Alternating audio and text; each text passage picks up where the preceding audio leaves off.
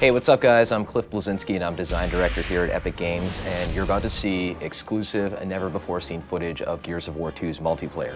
Now, the first Gears was a success online, everybody plays it, they're still playing it, but we wanted to really take the game to the next level, and we have many more new multiplayer modes, we have new characters, we have new arenas, new execution moves. It's really a whole new game, and I think you're really going to like it, so let's check it out.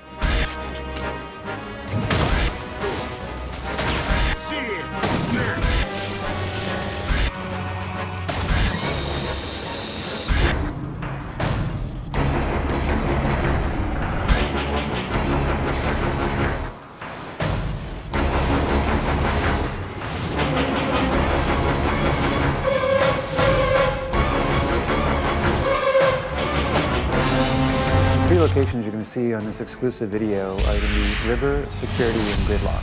And so the thing that's really interesting about them is that two of them are brand new, and one is a reimagining of the Gears 1 map, Gridlock, which is sort of the baseline for all Gears maps. River is based on a single-player location that people get to see in Gears 2 called Landdown, where they actually go to deploy all the Gears to the underground. It's a sort of snowy, wintry hamlet. It's a beautiful setting where there's beautiful violence as well. The final location is a map called Security, which is a mysterious COG outpost with laser fences and laser turrets, in which players have to deactivate said turrets and lasers in order to acquire some of the bigger, better weapons. It's visually compelling, and I think it represents a nice cross-section of the multiplayer experience of Gears 2.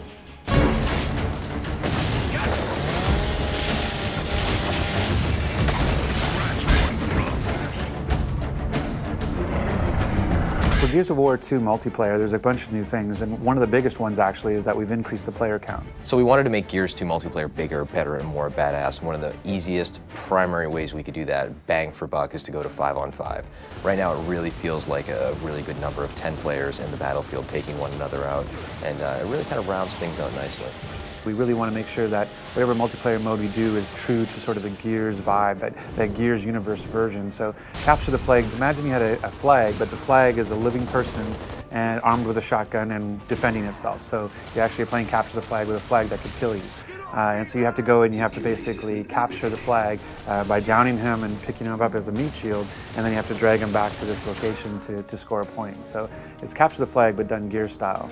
So another mode that we're showing is, again, sort of a reimagining of a known style, which is the Wingman, where it's you and a partner playing against everybody else. We used to call it 2v2, v2, v2, v2. The fact that Gears is really all about co-op, it didn't feel right to have this sort of just last man standing kind of gameplay. It didn't resonate in our world. So when we looked at how we'd want to have that kind of gameplay, it really felt more like it had to be sort of a co-op experience. The third mode that you'll get to see in this exclusive video is something we call Guardian. And really what it is, it's Assassination 2.0, where Assassination was a mode we had in Gears 1, and that we actually fixed it or tweaked it a little bit in a title update to try to make it more fun. And we added the restriction that you had to execute the leader to kind of add to the assassination field. But even then we felt like we could do more and said, what if the leader was the reason you're able to respawn? So as long as the leader is alive, your teammates can respawn, but as soon as the leader dies, then it's basically like Warzone. As soon as you die, you're out. By just making that simple little change, we were able to kind of create this whole new sort of feel to Guardian.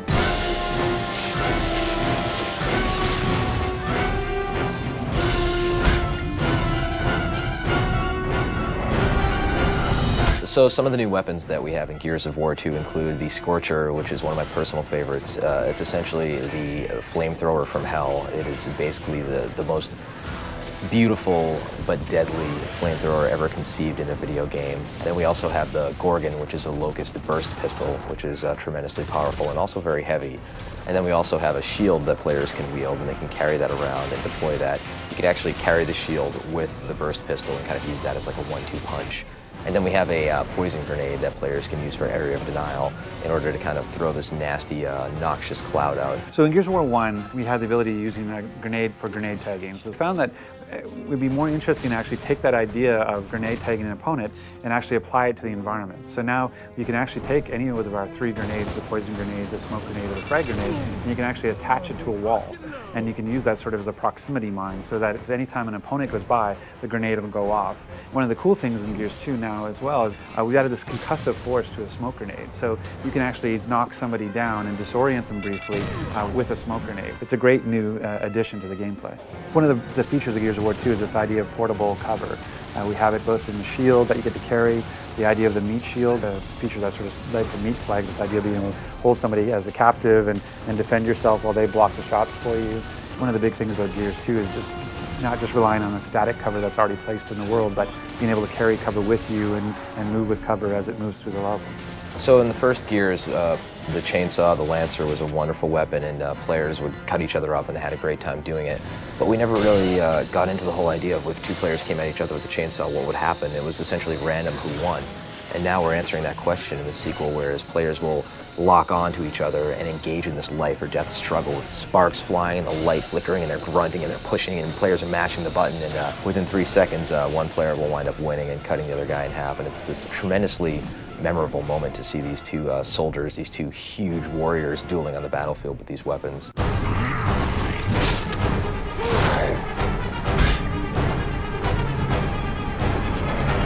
In Gears 2, when you knock somebody down but not out, first of all, they can try and crawl away from you. But if you do happen to get a hold of your enemy, you can first take them hostage, which is called meatbagging them, so you're kind of holding them as a human hostage, human shield. You can also finish them off by then breaking the character's neck and dropping them on the ground. Or if you want to, while the foe is crawling away, you can hit the Y button to do an execution. And there's all sorts of crazy ones, from using the long shot sniper rifle like a sledgehammer, to using the torque bow to popping the enemy's head off, to climbing on top of them and just beating the crap out of them. So there's just tons of them there this time around, and they're a great way to finish off the round and get your buddies cheering on Xbox Live. So in Gears 1, we found that a lot of players felt that evading towards their foes, rolling essentially, and shotgunning at the end of that evade was an effective technique. And that really wasn't the game that we envisioned. So we hooked in this idea of stopping power, whereas players get shot and they actually will slow down progressively with more bullets, so that players can no longer just run blindly at each other, gladiator style. They actually have to be a little bit more tricky and use the cover system and flank and deal with suppressing fire from their buddies in order to really earn their kills this time around. Gears 2 is bigger, better, and more badass, and the multiplayer most certainly shows that. We have amazing new game modes. We're shipping with at least 7. We have great new multiplayer arenas. We have nasty new weapons, grisly new executions, a larger scale of the multiplayer, and I think players are going to be pleasantly surprised with the complete package that we're delivering for them.